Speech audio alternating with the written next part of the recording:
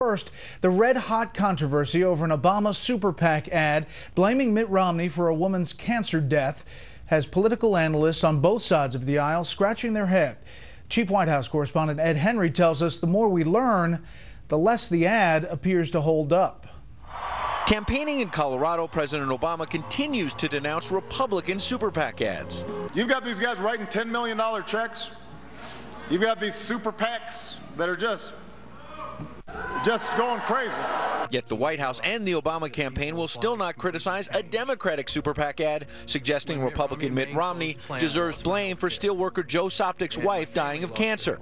Amid new revelations, Romney's former firm, Bain Capital, did not treat Soptic quite as badly as implied, with the steelworker himself revealing he was offered a buyout. In my case, in my department, they actually offered to buy our jobs out from underneath us.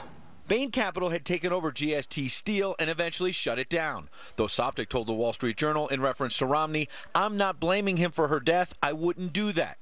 Hard to do that anyway, since Soptic's wife had her own health insurance after the steel plant was shut down, and she died 5 years after the company went bankrupt. All reasons the super PAC ad drew a stinging rebuke today from Romney himself, who charged the president's allies are focusing on personal attacks because they can't run on the economy.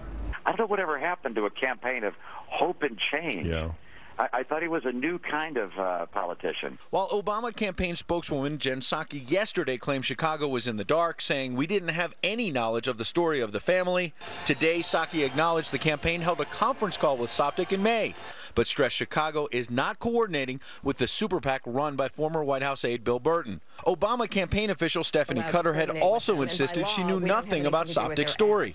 I don't know the facts of when Joe Soptic's wife got sick or when she died. Except Cutter hosted the May conference call for the president's campaign, which featured Soptic telling his story and Cutter thanking him.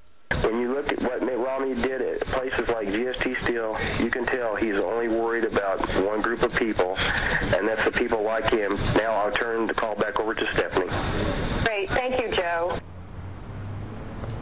Now, the Obama camp tonight says it's Republicans who are preoccupied with this ad. They say the president's been out here on the road talking health care and tax cuts. The Romney camp firing back that in 2008, candidate Obama said you turn big elections into small things if you don't have a record to run on. Brett? Ed Henry traveling with the president. Ed, thank you. We are just in